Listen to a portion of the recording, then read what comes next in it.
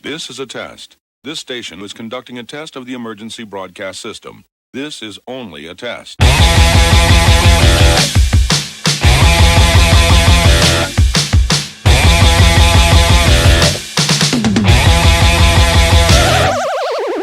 McMahon Music Podcast. James McMahon Music Podcast. James McMahon Music Podcast.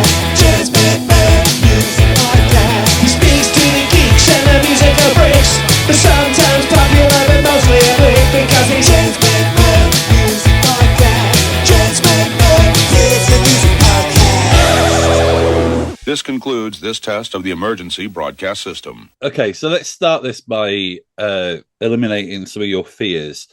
For people who may be watching this rather than listening to it, that's my little plug. People should go check out my YouTube channel. You would like to make it clear that this isn't where you live.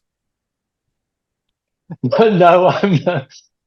For reasons too long and complicated to go into, I find myself living in Dublin for the next 12 months, but I actually live with a partner in Glasgow. So we've got sort of one room so this is called the Rubrics in Trinity College in Dublin, and it doesn't look it actually, but from the inside, but it's actually the oldest purpose-built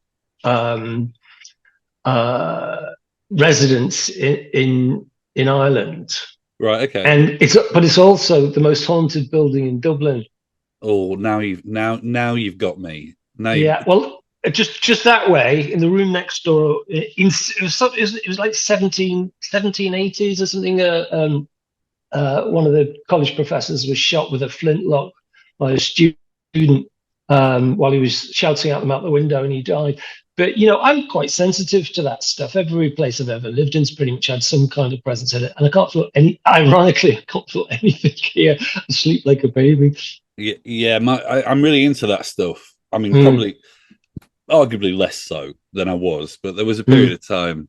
I talk about UFOs with musicians on the podcast quite a lot now, but it used to be ghosts. But my wife took me to it was like a Valentine's treat, and she booked a night at the most haunted pub hotel in Hampshire, and yeah, I didn't feel anything. Nothing was going on. To my disappointment, I was sat there.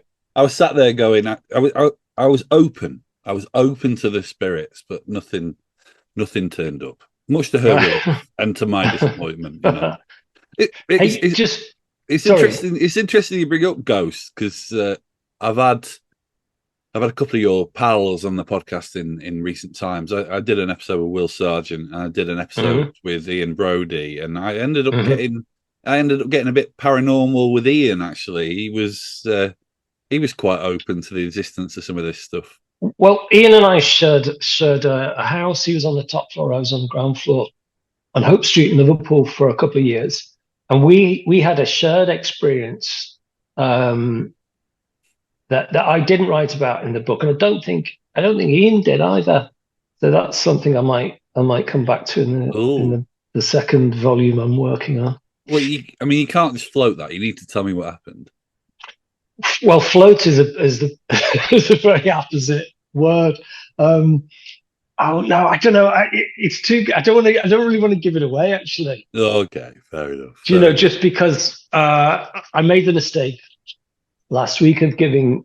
I was talking. Someone was asking me about the next book, and I kind of gave away the best story. And I regretted it because so many people sort of commented it online. I thought, oh God, why did I do that? That's like a killer story. Yeah, I wrote a book last year, and it's currently in the sort of publishing gestation process. And I keep having to stop myself from just sharing stories that are in the book as well. But part of me is just a bit like my publishing date seems so far away that I just keep forgetting. But I should probably take a leaf out of your book. Yeah, it'll come round quickly. The deadline shot past my head like bloody tracer bullets, and I didn't take it seriously because I've never it's the first book I've ever written, so it's the first time I've ever dealt with publishers and agents and people. So I in music, it doesn't really matter if album deadlines, record releases can be pushed back easily. It's not a big deal. So I wasn't taking it that seriously, but I really got I really got told off because I wasn't abiding by the terms of the contract. Well, I can relate to that as well. How did the book come about? Well, see, I'm a terrible overpromiser. People ask me to do, oh yeah, I'll do that. I forget all about it, and then I find out, or I just can't do it. And so I've been talking about writing a book for 20 years, and I'd kind of kidded myself and everyone else that I'd already written it. I was so used to telling those stories in the pub to friends and people, I thought I'd already done it. So it came as a bit of a shock when I actually opened the file on my laptop and realized it's just chapter headings and story titles. So yeah, it was just I've always written, since I was about 16. I've always written little bits of fiction, diaries, but I didn't really know how difficult it was going to be honest. I didn't know what I wanted to write. I just wanted to know what I didn't want to write. I was so used to reading memoirs, particularly musician memoirs, they all start, I was born in 1963 in Macclesfield. How did I get to be playing the Hollywood Bowl? And like straight away they've lost me. I'm just like, oh God, that's such a boring, start. And even worse, my grandfather was born in Macclesfield in 18. Like, I don't care unless your grandfather was Salvador Dali or someone. Given the only band I can think of from Macclesfield are the Mac Lads and Joy Division, and neither of those bands made it to the giddy heights of the Hollywood Bowl. I don't know what you've got. I don't know what you've got it in for. I don't know what you. I don't know where Macclesfield came from. I think it's just the generic heavy metal people come from. Yeah, I tend to be from Yorkshire, my name. I don't know Birmingham. But you know what I mean. I wasn't really interested in that, and I didn't think anyone else would be interested in that. I mean, I do go into my past in the story, but I don't really go into dig deep into family history and stuff. I mean, that is interesting, but I just don't think it's interesting to my audience. Think. So when you'll know this, but so when you land an agent to get published, the agent wants to know the Venn diagram that your book's going to fit into, and mine was Liverpool. Mine was punk, post-punk, Liverpool, Echo and the Bunnymen, Teardrops Blow, Julian Cope. That was it really. But then as the book went on, it was a surprise to me, and to my agent. He said, "Oh, this. You've just given me mental health," because I used to suffer from quite serious depression, undiagnosed, but so he said, "Well, that's another Venn diagram. That's an overlapping Venn diagram," and it just kept the Venn diagrams kept getting bigger. And so I'm working on a second volume now, and I've decided I've spent too long in the past. I've spent far too long in the past. So I've got 3 stories that I left out of the first book by accident that I really want to tell because they're great stories. But I want this one to be more about how I live now and my belief systems and my coping strategies, and I think it'll be just as engaging. It's just, well, hopefully it will. As the first one, it really bored me. I just thought, oh God, if I'm going to sit at this desk for the next 12 months, going backwards when I've just spent the last 10 years looking backwards, because although that book's I've left a lot out. It's a bit like chipping away at the marble to get, the statue. You have to. You don't really know what it is when you start. Sorry, I'm waffling on time. No, not at all. I'm going to pull back to something that you've said. There's about 3 things I really want to investigate there. I sound like a therapist, don't I? That sounds good to me. There's you said that about kind of not going into family, but your dad looms large in the book. Yes, I suppose I meant family history. deep family history. Yeah. And I didn't realize how large he loomed till I was writing it, because I didn't have a great relationship with him.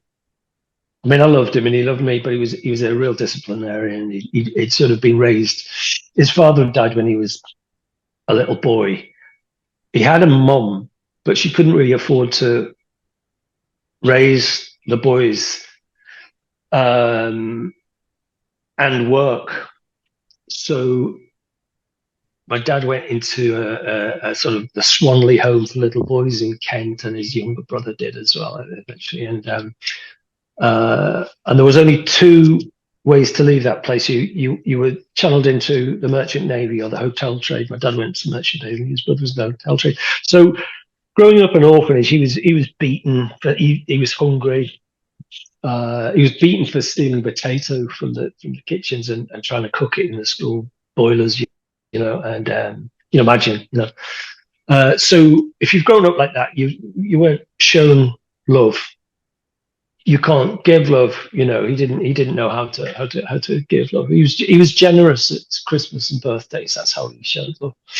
But he was also so the merchant navy. He was in from 14 right into the war. So he was very young. He served the Second World War on the convoys. The U-boats trying to sink him and stuff. So tough life. But I didn't know that when I was a little boy, and he was constantly he wanted his children to be his crew, to give orders. I mean, don't forget, he was away for 6 months, 9 months, 18 months once at a time. So I grew, when he came back, he was just a stranger with a tan. You don't need to justify any of this to me. I mean, I've written quite a lot about my dad, and I think my dad would have been a little bit younger, a little bit younger than your dad, but he was a war baby, and I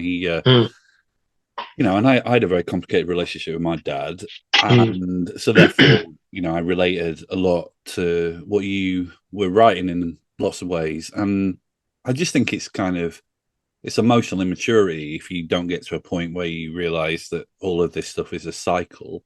I don't think my dad, for example, was a bad man, but he wasn't.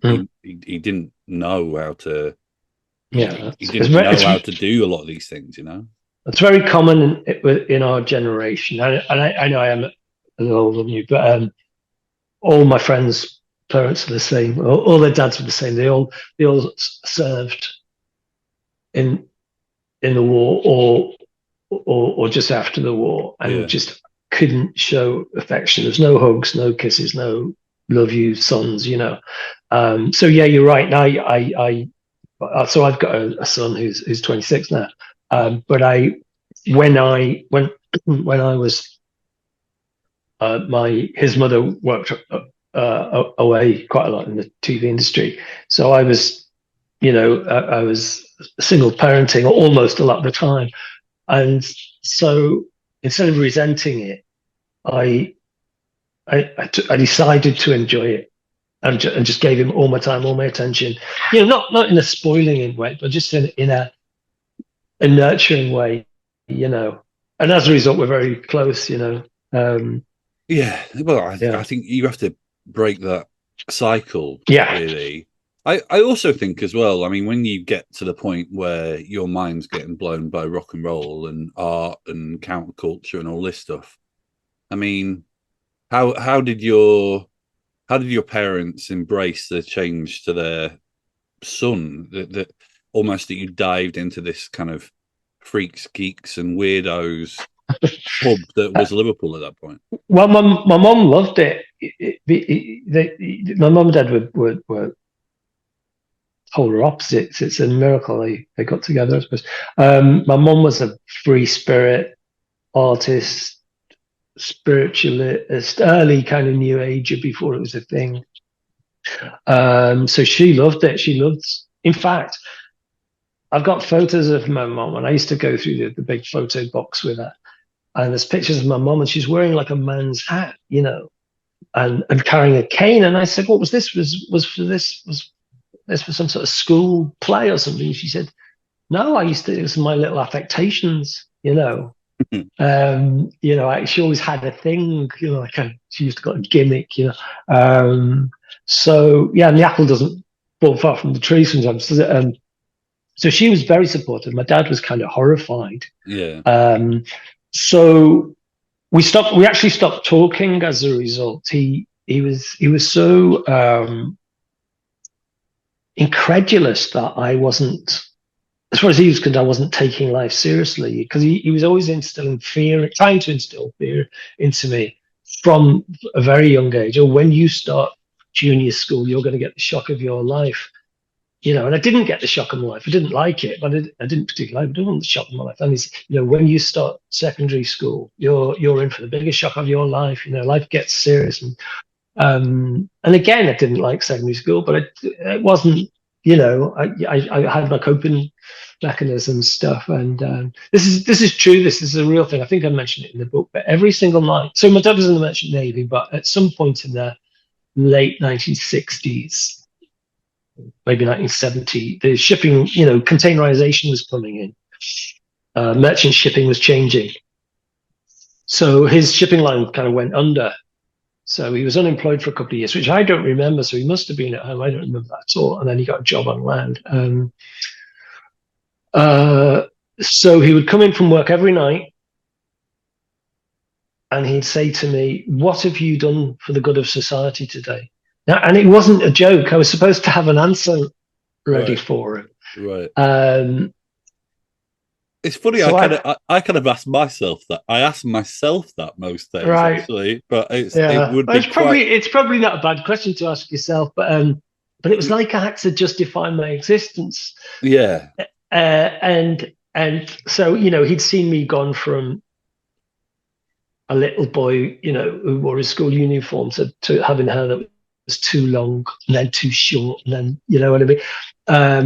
And I mean, the worst thing I did, which I suppose I can understand his anger for, so when he left the Navy, he had 2 trunks full of his uniforms, because they'd have a winter uniform, a tropical uniform, the wet weather gear, it was all in these trunks. I used to kind of pilfer it to work for Eric's, the punk club, Yeah. And would, chop it up, and which I kind of feel terrible about now. But he couldn't understand why I was so unconventional. It offended him that I was so anti-establishment, anti, everything he'd stood for. He was the sort of man. Well, he's not the sort of man. He was the man who would stand up when the national anthem played at the end. You'll remember in the 60s and 70s, they'd play the national anthem when BBC One closed down at night, and he would literally stand up. He'd kind of smile because he knew it was ridiculous, but he still did it.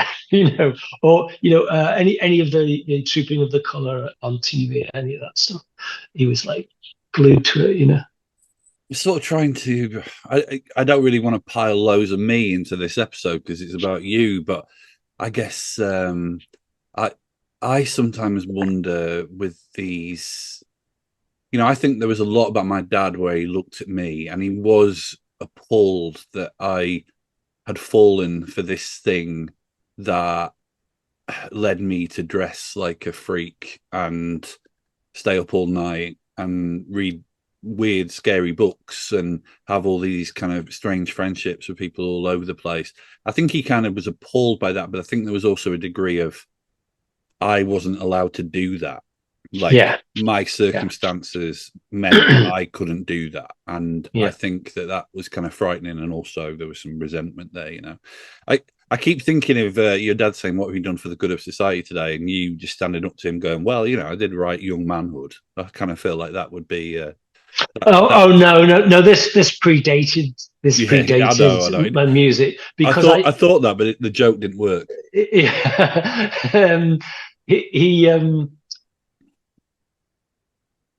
We stopped communicating entirely for about 4 years because I realized that I couldn't share anything with him. I wanted to, because he would just focus on the negative of it and why it wasn't going to bring a living in and stuff. And then when I think the first time he actually stood up and took me seriously was when the Teardrop Explodes were on television for the first time. So he could see a man in a suit presenting a show. Yeah. You know, on the television that was taking me and my weirdo friends seriously. So he I think he was quite kind of, that was a bit of an eye opener for him. My mum was really, every time I'd have a new record out, my mum was very excited. But my dad was kind of, he wasn't really paying attention. He wasn't that interested, you know. Was there anything? I mean, again, I'm relating it to my own experience, but I found myself and my dad constantly trying to get his approval, and I think that when I think about that, I think, well, you chose a pretty stupid medium to try and do that with, you know, music journalism. He was horrified by like what I did, as I've said. But there were certain times when I got certain jobs or worked in a nice office, and I would constantly be like in the office, and you know, there was a lot of that where I was like, please approve of what I do. Did you have that? Did you want your dad's approval? And if so, you know, was post-punk, strange psychedelic music, was it with hindsight, was that maybe not the way to do it? No, I didn't. I think when I was a little boy, I desperately wanted his approval. But when I realized I wasn't going to get it, no matter what I did, I stopped caring.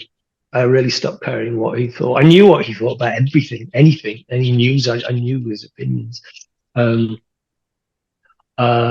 if, you know, as he got, so my dad died of prostate cancer, and it was a long, slow, protracted fade. So I got a bit of a chance to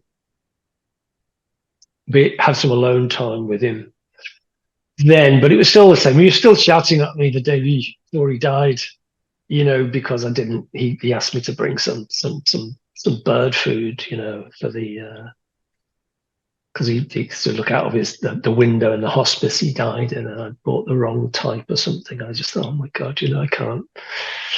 It's never going to be fixed. Anyway, I did get my revenge, which I didn't mention in the book. So the day he died, I got a phone call.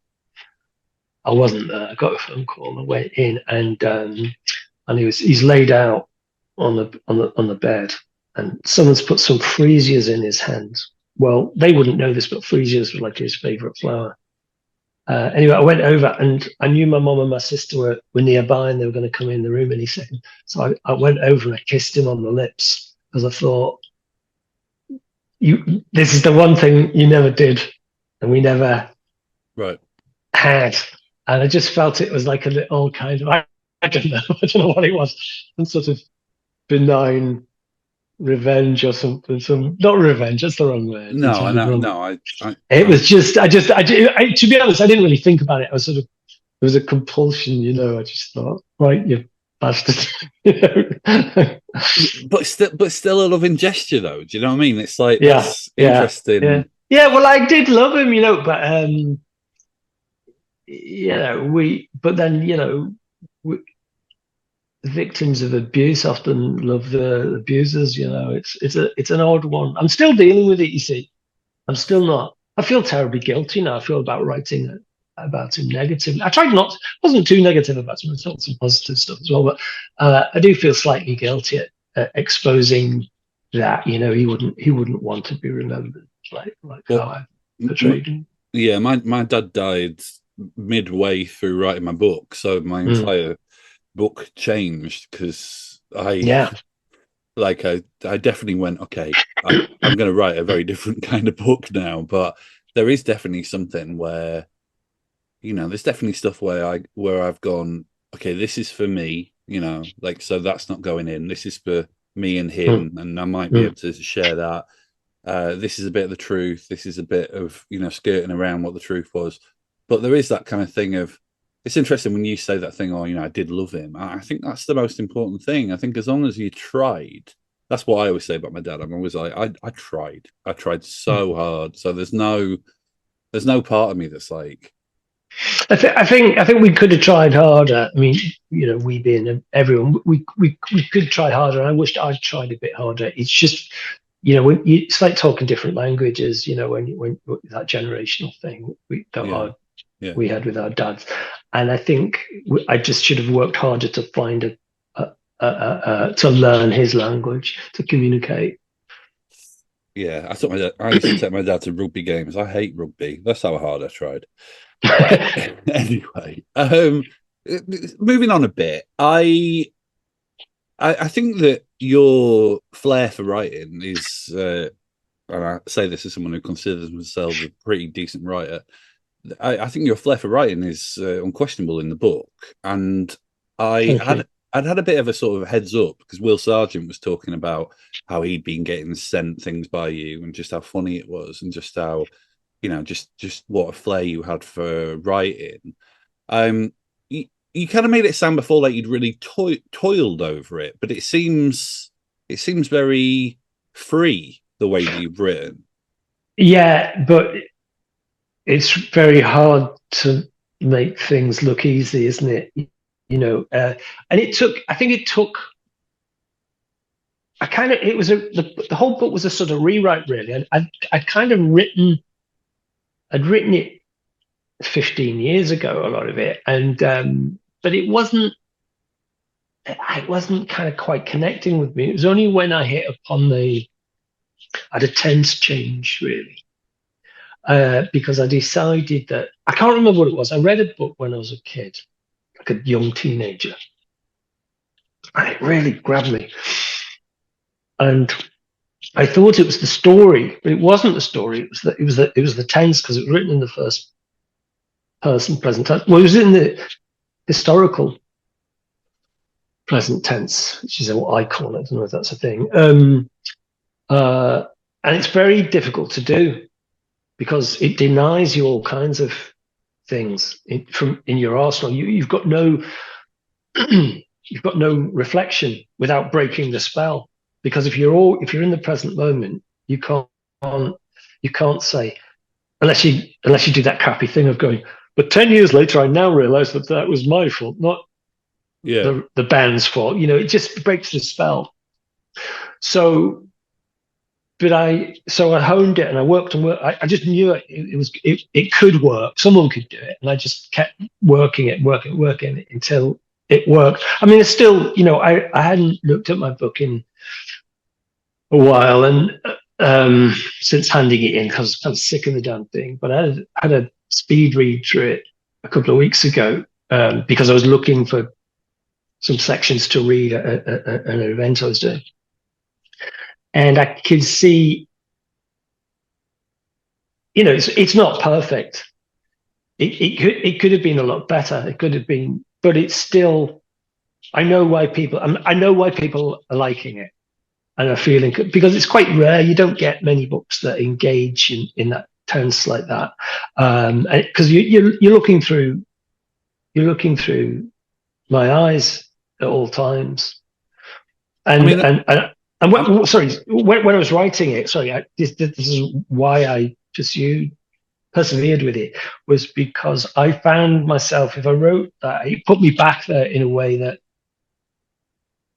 it wouldn't in another tense. I actually remembered how I felt. I remember, it was very odd. It came back to me.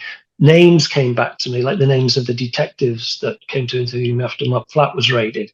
I'd forgotten them for kind of 30 years, but when I started writing it in that tense, it just came back to me. Oh, Merton Thompson, that's right, yeah. When did you? Obviously as a writer, I'm very interested in the craft. When did it come to you to frame it with the Manila stuff? I thought that was a really interesting device.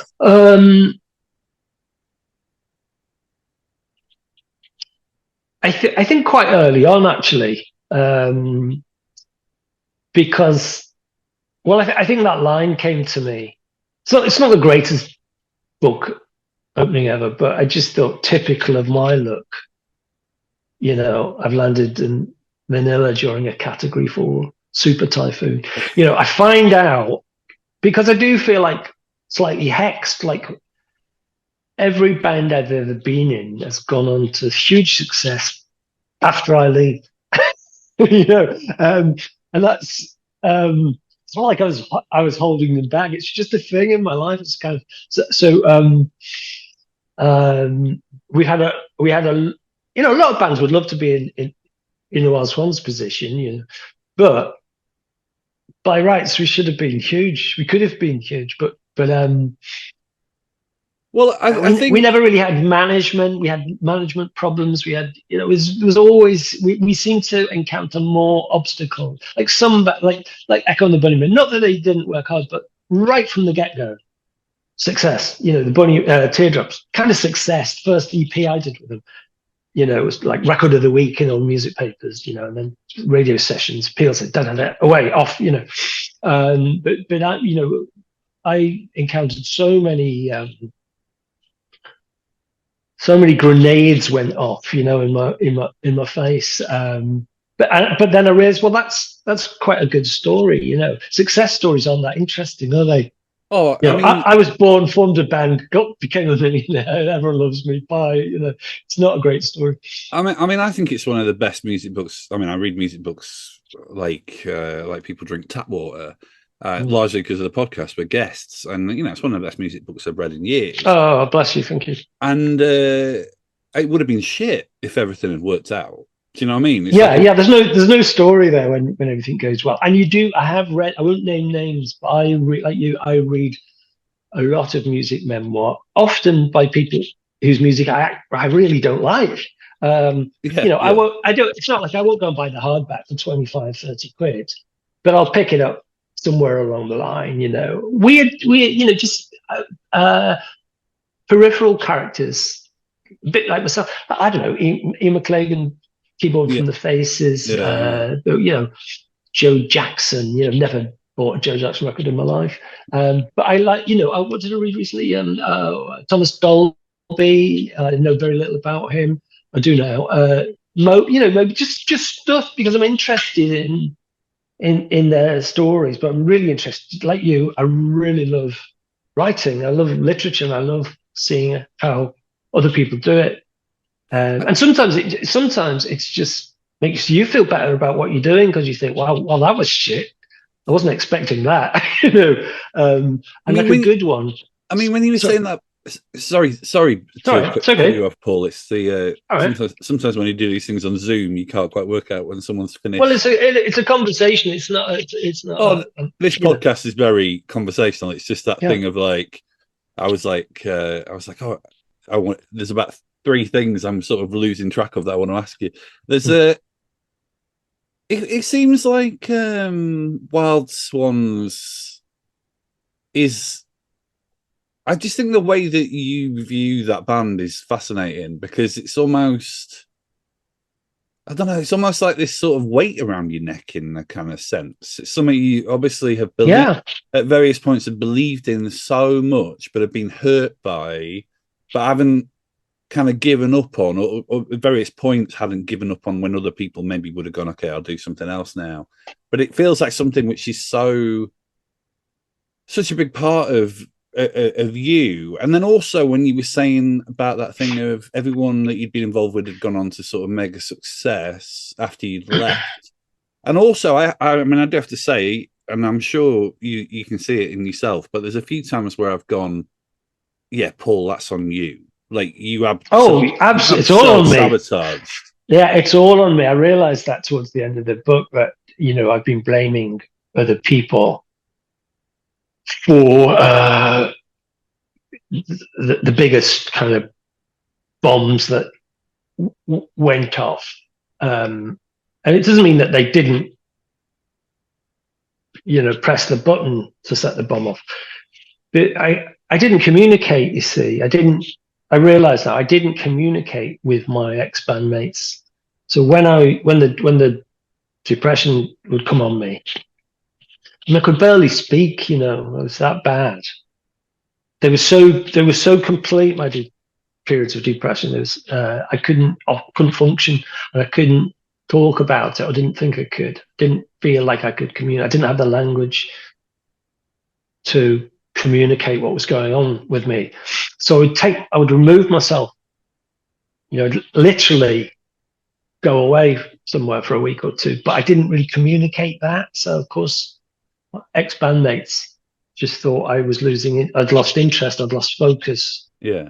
I was jeopardizing everything we were working towards. So I do take ownership of it a lot.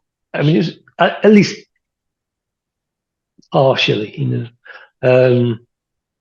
but I do feel like I can forget all that now a bit. It's not the book has, it's like grounded the electricity a bit. We've grounded the lightning. I feel like at least I told my side of the story. So it was pretty good therapy for me, really.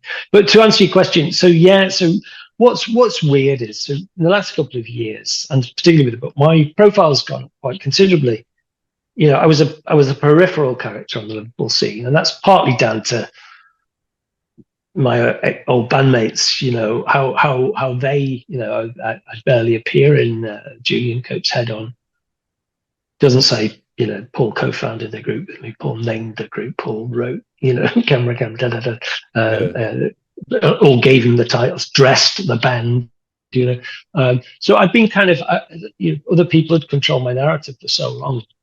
But what's odd is, so my profile's gone up a lot without me actually releasing any new records. I'm the least prolific musician. I think only the Blue Nile of released less records than I have. But it's a sort of, it's a funny thing. It's a sort of, I think it's a lot to do with my social media presence. I'm quite active on social media, even if it's just putting an old photograph up every now and again. But I've kind of self-mythologized myself to a degree, because I am aware, because I'm a fan of music, and I love peripheral characters and stuff. I could see that the best stories always come from the peripheries, So you'll know that it's a award-winning documentary team of Grant McPhee and Angela Slavin are making a documentary called The Revolutionary Spirit. They asked my permission to do it. And in pitching it to me, he was talking about the Scottish documentaries he'd made with Gold Dream and Teenage Superstars. And I said, how come you didn't speak to Roddy Frame or Edwin Collins? And Grant said, well, because we know their stories. It's like we know Julian Cope's stories, we know Ian McCulloch's stories. Their trajectories were fairly, swift and clean kind of thing. But you're the missing kind of thread in one of the missing threads in the Liverpool tapestry. You can trace all these kind of big signifiers in the story, but you were in them for 5 minutes, or you named the band, or you were there, and so with Big Gold Dream, the punk post-punk, the Scottish documentary, they spoke to Davey Henderson from the Fire Engines, who's quite an unknown character. 8 out of 10 indie kids won't know who he is, but he had great stories, Yeah, and he was significant, significant character in the scene, still doing interesting stuff. I think that's one of the things that's really interesting about this era, though, is that because it's like the music press is essentially dead, but there's these two titans of music book publishing, and actually 3 if you include Jawbone. I was thinking of White Rabbit and 9/8. There's all of these people who are publishing these stories that are really kind of told from the fringes. And there's a real appetite for it. And then obviously, with podcasts like mine, I'm always like, what are the stories that haven't been told? But I don't know, like what you were saying a bit. I like that phrase you just used about how the book had almost sort of, I'm going to mangle it, but almost sort of like it had tethered the electricity. It almost, because I do think that you have been around so much I mean, let's not fuck about. Like the Wild Swans released some amazing music. Like you've released some amazing music, and you also probably had the best cheekbones in all of Liverpool. But there are other people who went on and they did really big things. Like so what you're saying is really this book has maybe nullified the kind of resentment maybe that you felt. Yeah, well, yeah. Well, I don't think I was resentful, but I was kind of disappointed in how people. So, for example, I left the Teardrop Explodes after the first EP on the eve of recording the second single, Bouncing Babies. Not for any reason really. There's no falling outs or anything. I just didn't feel like it was me, and I just thought, well, I forgot my point. I knew I'd do this. I do this a lot. It's a help me aged thing, isn't it? What were we talking about? Well, sort of resentment. I was talking a bit about resentment, and actually, I'll just quit before, just to give you a moment, just to remember what you were trying to say. I think there's something about, I've had a few instances with my career, and really recently, actually, where I've been like, oh, I gave a lot there, and I haven't got much in return. And I think there's something about music industry, rock and roll, whatever, where you do sort of see the failings of people quite clearly. I don't know what it is about it, but I've definitely, within my field, I achieved infinite amounts more than I ever expected to when I was a kid. Yet I still feel quite resentful about certain things, Yeah. And I have to fight that because nothing good comes from it. When did you ever hear a record and go, oh, that's a great record, it really captures the spirit of resentment? Do you know what I mean?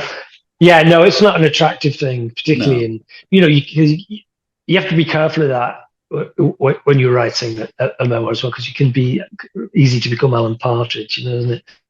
There's a list of all the people that wronged me, or Father Ted or something. So you've read Morrissey's memoir then? Yeah.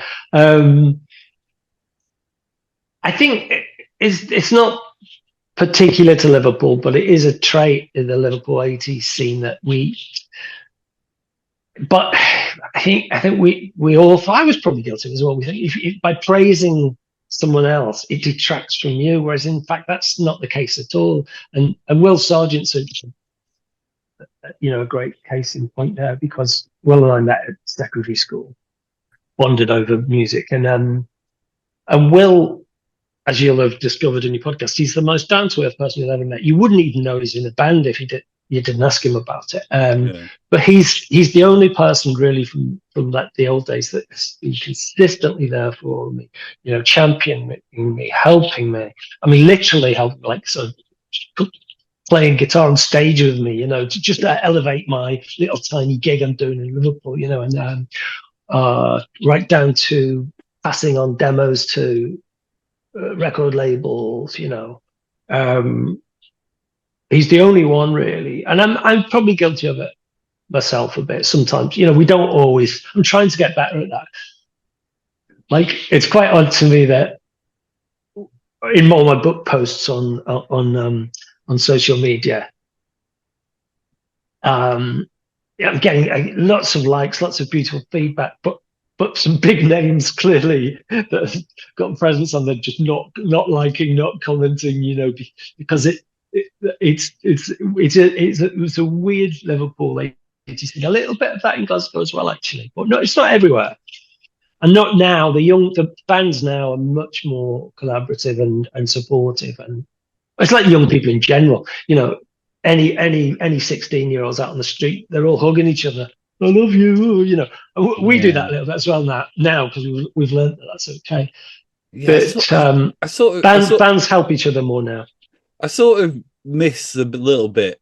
I sort of wish there was a bit of an equilibrium in a sense. I know what you mean, because there's got to be discernment, hasn't there? Yeah. It's no, everyone saying everything's fantastic is just nonsense, isn't it? And I do sometimes wish there was a little bit more discernment. Oh, out yeah, there. it's so Yeah. weird. We were talking about sort of the emotional unavailability of our fathers, and in in so many ways, I wish that my dad had given more. But there's also a degree where I see some kind of emotional incontinence in our culture, and I go, That's a great phrase. I'd like a little bit less of that as well, So it's weird.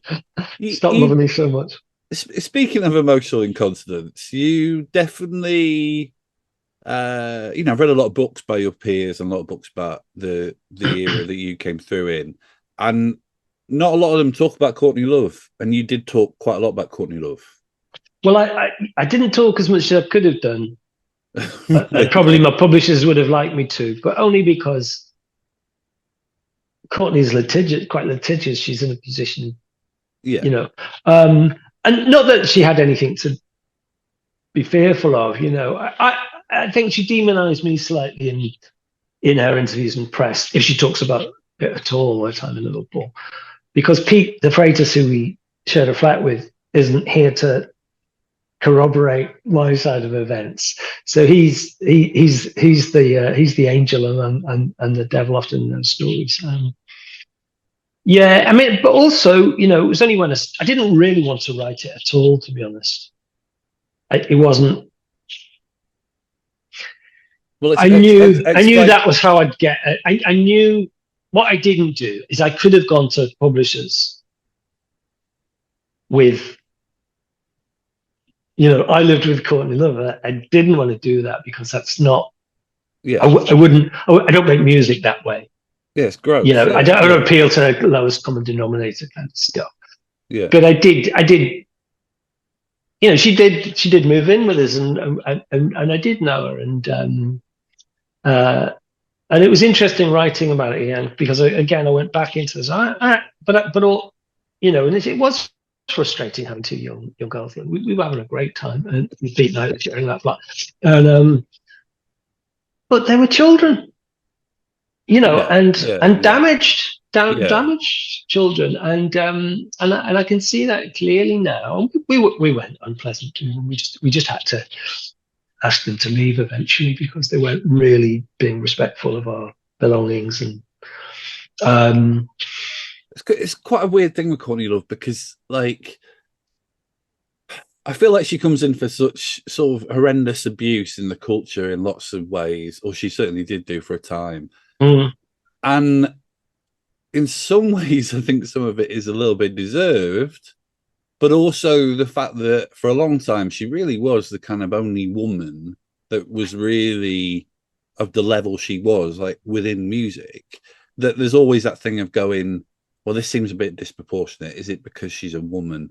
But at the same time, there's times where I just think she must have been a banshee, must have been horrendous to be around. And so I found that when I was at music magazines, you were always I was always trying to say, when you did lists, 50 greatest rock stars, but I worked at magazines like that. And you'd be like, well, we need some women in here so it doesn't feel like, some kind of sausage factory. Yeah. And then, so you'd be like, well, Courtney Love, she's deserving of a place within that. But you'd sort of be like, do you know what I'm saying? Yeah, I do. Yes, she deserves her. She deserves her fame. You've read the book. I like it. I ended the sort of Courtney Love story with a kind of this brilliant thing where she's, I remember her being in the flat surrounded by her friends, and she's looking at a copy of Vogue or Harper's or whatever it was, and she said, one day I'm going to be on the cover of not just this, I'm going to be on the cover of all the music papers.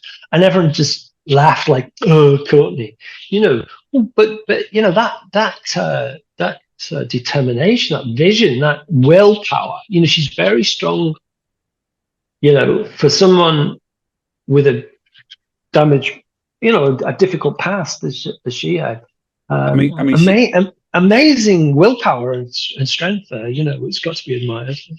She's someone I think he's dead now, so it's all right to say this, but she's someone who had a, you know, our dads perhaps were angels compared to what her dad appeared to be. Well, I don't know. I mean, Hank Harrison, he's the great dad's biographer, wasn't he? And I don't know whether it's true, you know, that he gave her acid when she was 3 or something. Well, my God, you know, I don't know whether I don't know enough about it. So I'm not qualified to talk about their relationship, but Yeah, of course. you know, that's a different kind of parental abuse, isn't it? Being so free and open with your kids that you're not protecting them.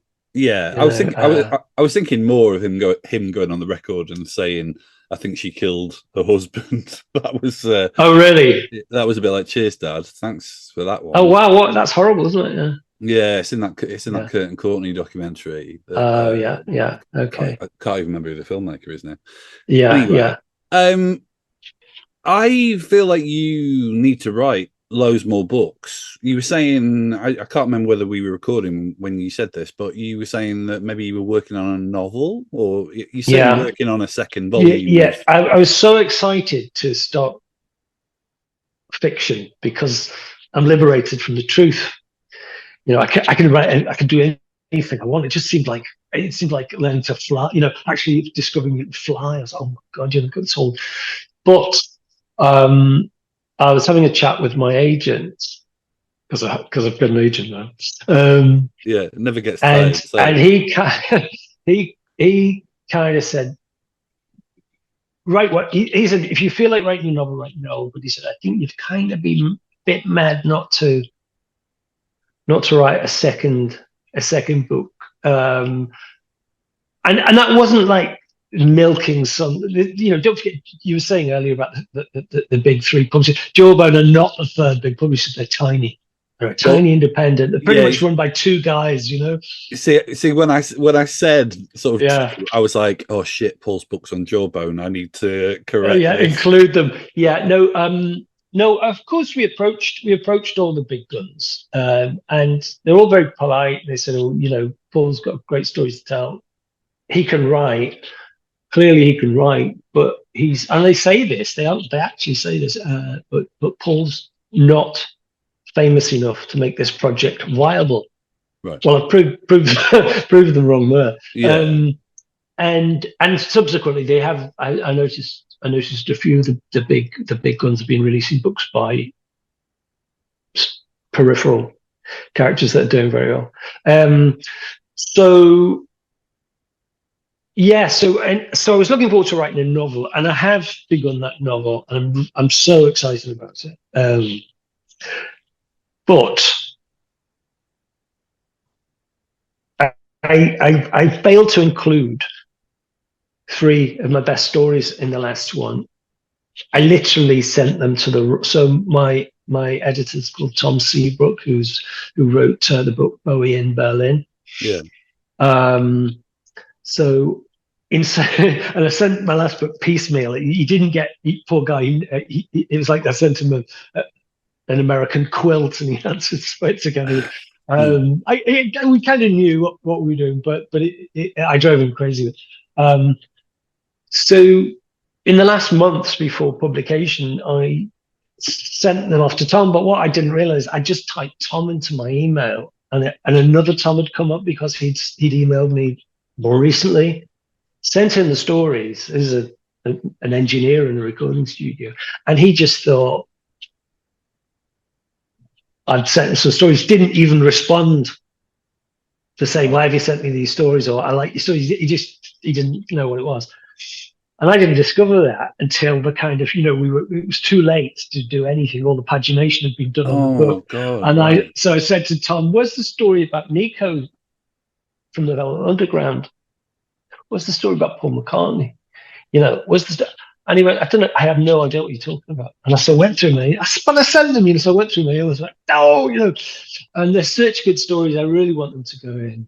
There was one story, it was about a project I did under the name The Serpents that no one really knows about, but it was just a whim of mine.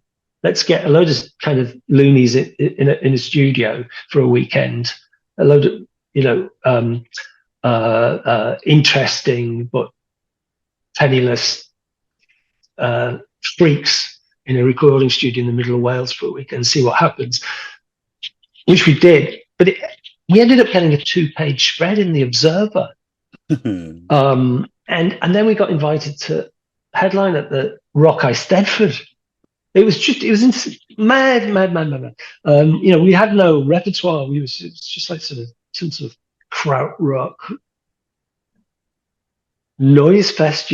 Anyway, so I want to get those stories down, but I want it to be much more than that. I don't really want it to be about the past. I want it to be about how I live, how I think, coping mechanisms to stay sane in an insane, period.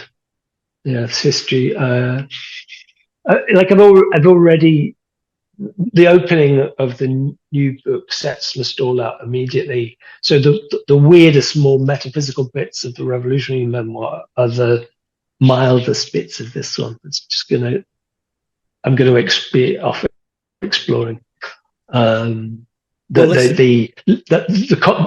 What's acceptable in a memoir, Well, listen, it sort of reminds me a little bit, like I'm friends with Mickey Bereni from Lush, and she, her book is... I've not read this. This meant to be great, yeah. No, it's staggering. It's incredible. Okay.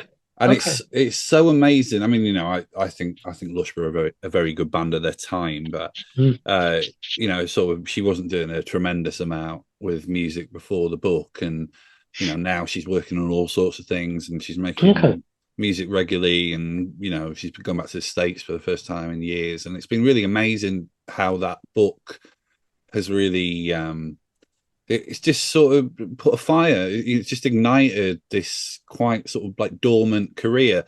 And it's interesting that, because there's always something that we always used to talk about in the good old days of the music press, where we would say that if you kind of showed people who made the music, like if you let them in on that, if you could reveal who the people who made the music were, then people would be more interested in the music. That's like the point of what we did, And it is interesting where people like yourself and like with Mickey, where you go, oh, these are people who maybe didn't get their dues, or the spotlight had moved away from them, but they've written these amazing stories, and therefore there's this renewed interest in them. And I really hope that continues for you, man.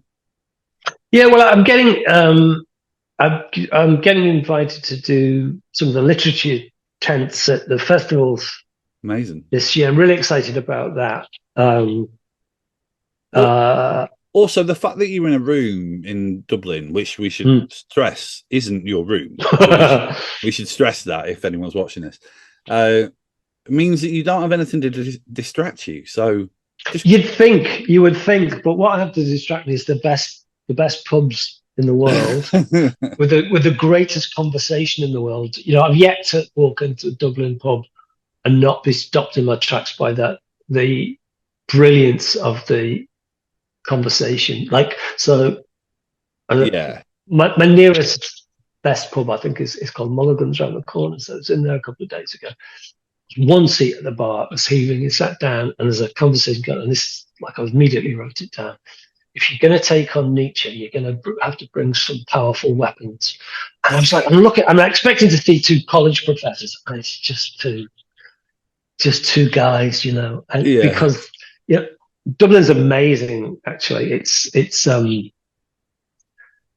the taxi drivers are they completely own their culture in a way we don't, particularly in Liverpool.